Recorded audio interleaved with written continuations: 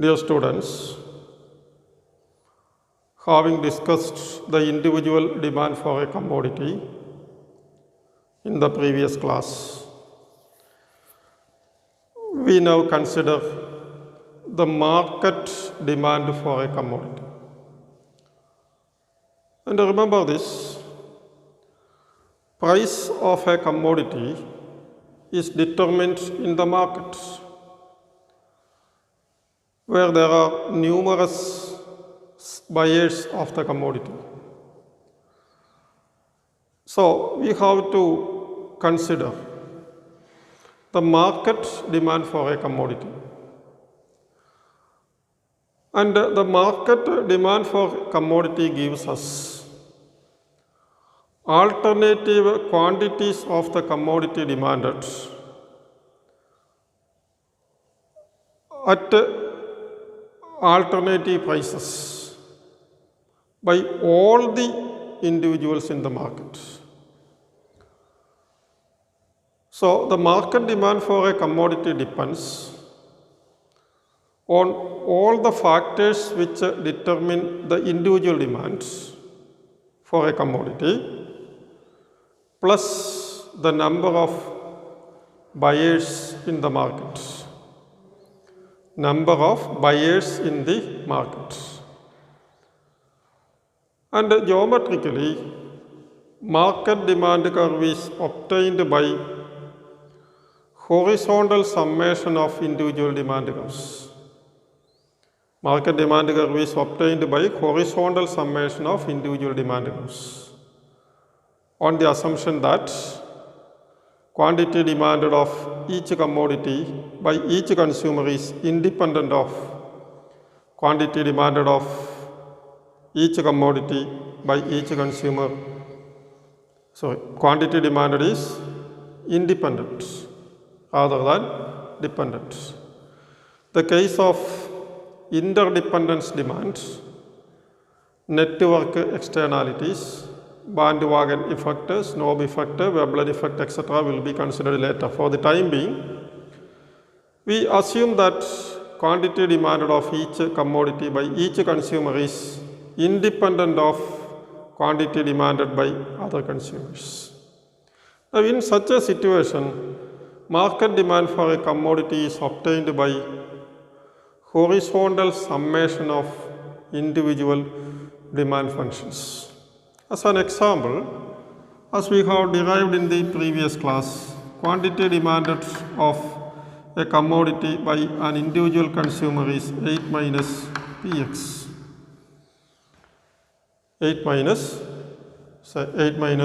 2Px, as we have derived in the last class.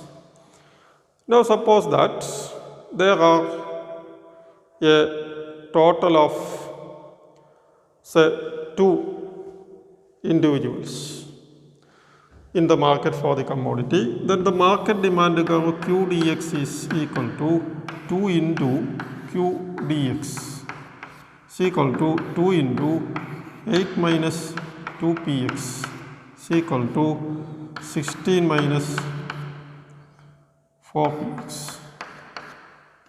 16 minus 16, so let me write it as 8 minus Px only. So 16 minus Px. 8 minus Px, 2 into 8 minus Px, that is 16 minus 2Px, not Px.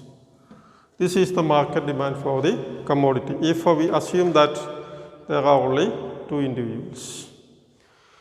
Now, we can represent this in the form of a schedule and a graph Px, quantity demanded by consumer A, consumer B, market demand when the price is 0, quantity demanded by first person is 8, second person is 8, total is 16. Similarly, when the price is 6, quantity demanded 0, 0, 0. And in the form of a graph,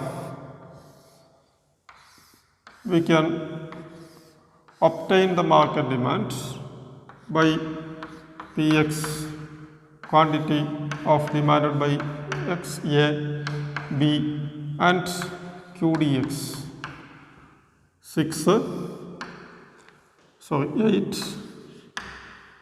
when Px is 6, quantity demanded is, so when Px is 0, quantity demanded is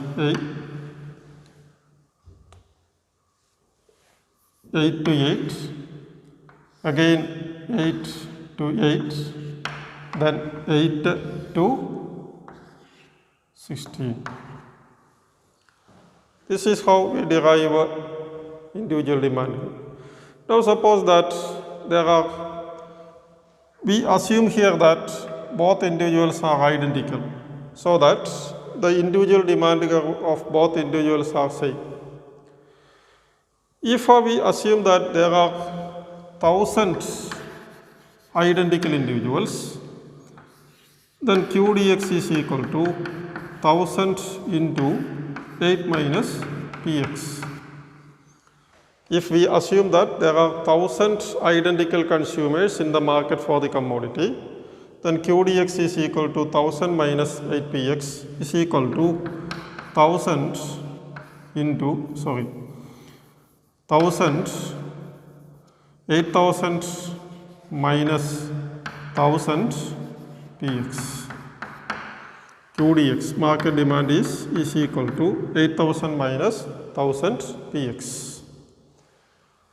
Similarly, and remember this, we assume identical individuals just for mathematical convenience only. If each consumer is different, there will be a different demand curve for each consumer, so that you have to add together the quantities bought by individual A, B, C, etc. at a corresponding price to obtain market demand. Now, as you can see in all these examples, there is an inverse relationship between price and quantity demanded.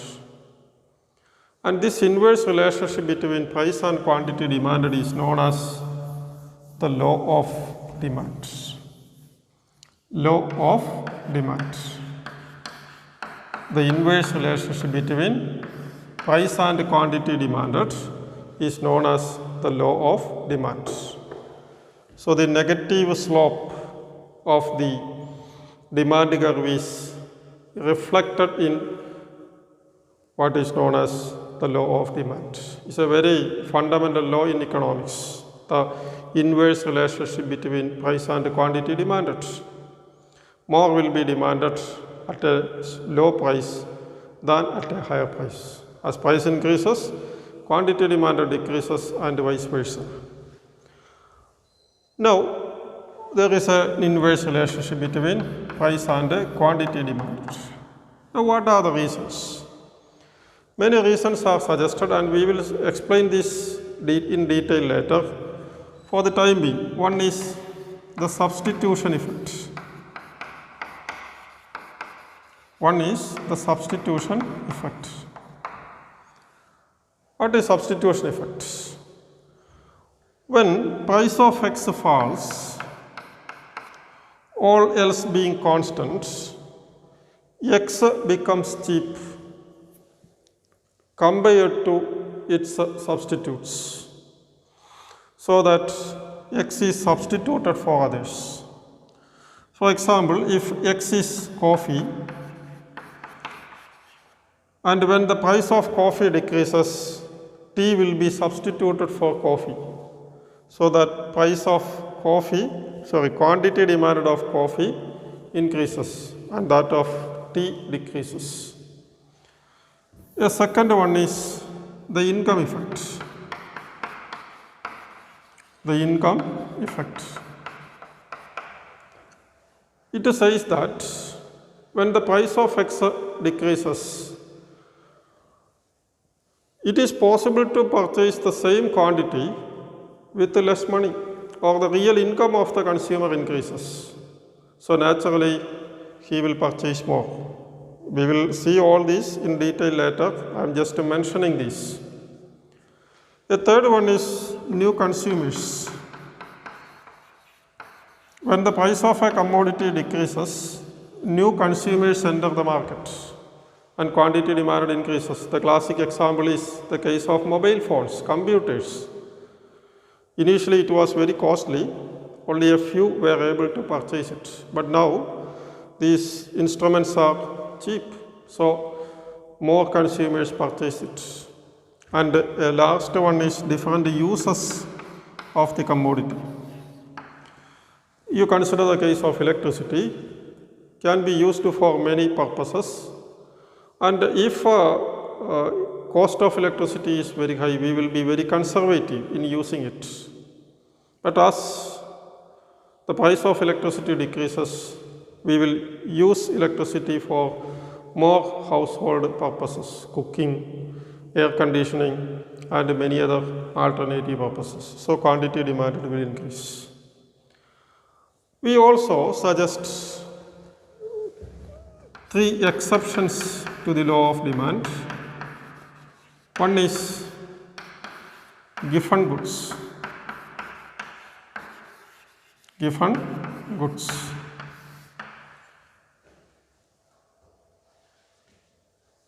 Giffen, Sir Robert Giffen, has shown to Alfred Marshall that the law of demand is not applicable to the English workers of the 19th century.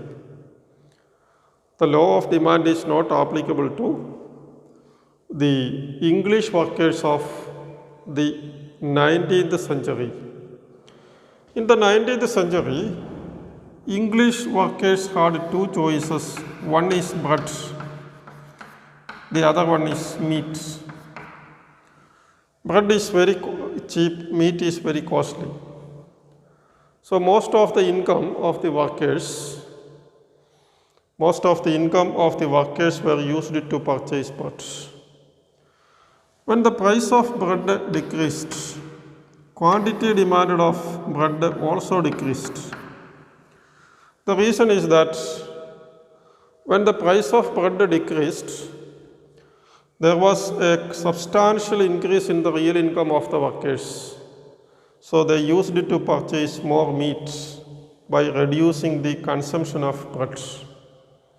So in the case of bread, there is a direct relation between price and quantity demanded.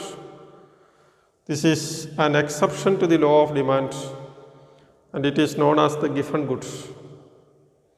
For a commodity to become given, 2 conditions must be satisfied. One, the lion's share of a person should be spent to purchase it.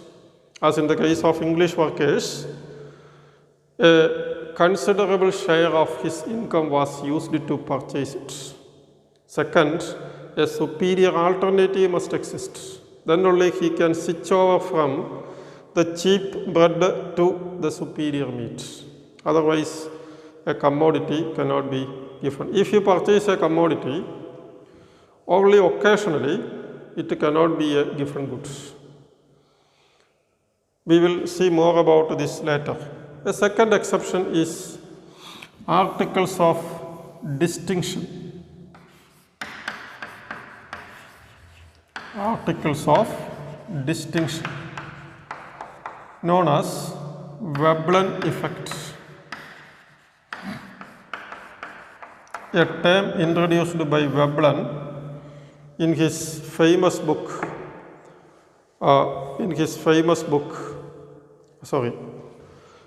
articles of distinction, known as Snob effect, not Veblen. Snob effect.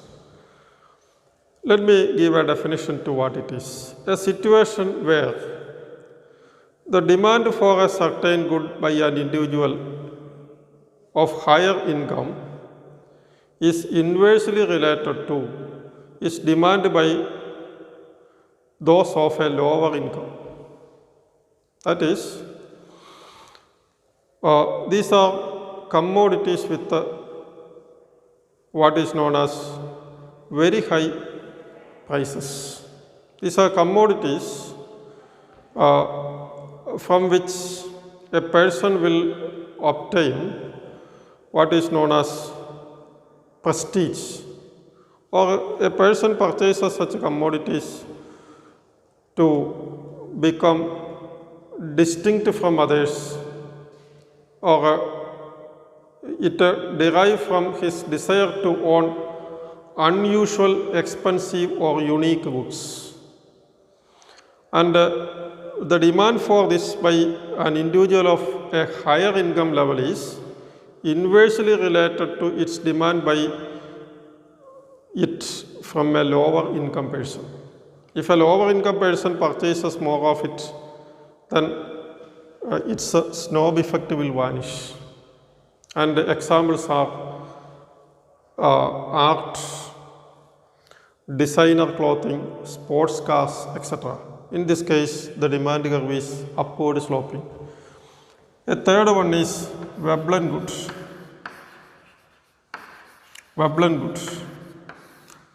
Veblen goods. And it was introduced by Veblen in his book The Theory of Leisure Class, published in 1899. Theory of Leisure Class. A Veblen good is a type of luxury goods for which demand for the good increases as price increases. That is, a commodity is purchased for its snob value. As the price increases, demand also increases. If the price decreases, demand also decreases. It is different from articles of distinction. Articles of distinction means a situation in which a person purchases a commodity for his desire to be unusual, expensive or unique. It is different from Veblen goods. Veblen good is the case in which quantity demanded increases as the price increases, decreases as price decreases. So Veblen goods are goods with a snob effect. And Veblen good is also known as conspicuous goods having snob value. So these are three exceptions to the law of demand, and we will see these points at a later time. So we have discussed one side of the market, that is the demand side. In the next class, we will discuss the other side of the market, namely the supply side. Then we integrate the demand and the supply sides to determine equilibrium price and quantity in a competitive economy.